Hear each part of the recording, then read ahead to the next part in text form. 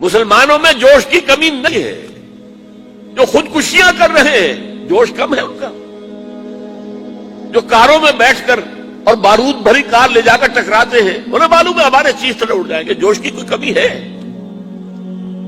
لیکن بھٹک رہے ہیں، راستہ معلوم نہیں ہے، منہج انقلاب نبوی سمجھ میں نہیں آئے گا تو بھٹکتے ہی رہیں گے، مس گائیڈڈ رہیں گے۔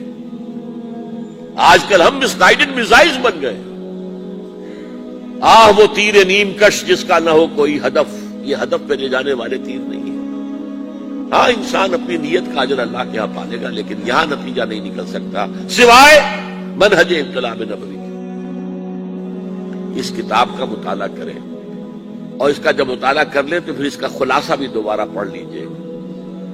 وہ ہے رسول انقلاب کا طریق انقلاب۔ پھر میری یہ دو تقریریں جو میں نے پچھلے سال کی ہیں، ایک پاکستان کے وجود کو لاحق خطرات و خدشات، اور ایک موجودہ عالمی حالات میں اسلام کا مستقبل۔ ایک کتاب خطبات خلافت، یہ 3 خطبات آپ نے اب بھی سن لیے، یہی میں نے کوئی 15 سال پہلے بھی دیے تھے، 14 سال 13 سال پہلے، لیکن بہت فرق ہے۔ آپ اس کو بھی پڑھیں اور اس کے بھی ویڈیو آڈیو جو بھی بن جائیں گے وہ لیجئے، ریویو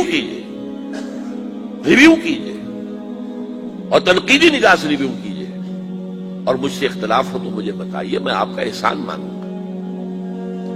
اور پھر اس کے بعد استحکام پاکستان نامی کتاب، یہ چند کتابیں ہیں جو میں چاہوں گا، کچھ چھوٹے چھوٹے پمفلٹ ہیں، فرائض دینی کا جامع تصور، بیعت کا نظام، یہ کتابیں پڑھ کر، اور پھر اگر مجھے آپ اس قابل سمجھے کہ مجھ سے آ کر بات کریں تو میں آپ کا احسان مند ہوں، اور پھر اس کے بعد فیصلہ کیجئے تنظیم میں شمولیت۔ تنظیم اور اس تحریک کا تعلق کیا ہے؟ دیکھیے، تنظیم کا نام تھا مسلم لیگ، تحریک کا نام تھا پاکستان، تحریک پاکستان، تحریک پاکستان، تحریک پاکستان۔ اس تحریک کو لے کر چلنے والی جماعت مسلم لیگ، تحریک خلافت ہے ہماری، لیکن اس کو لے کر چلنے والی جماعت وہ تنظیم اسلامی، اور اس کا بنیاد بیعت کے اوپر قائم ہے۔ ہم نے اللہ کا فضل ہے اب پر کہ ہم نے یہ بیعت کی سنت کو زندہ کیا ہے۔ بہرحال اب میں نے، آپ کو معلوم ہے، جو میں نے کہا چراغ سحری ہوں، میں نے تنظیم کی قیادت جو ہے، امارت، وہ بھی اگلی نسل کو منتقل کر دی ہے۔ اب جو بھی میرے پاس وقت ہے کرنا تو یہ ہے، آخری سانس تک یہی کام کرنا ہے۔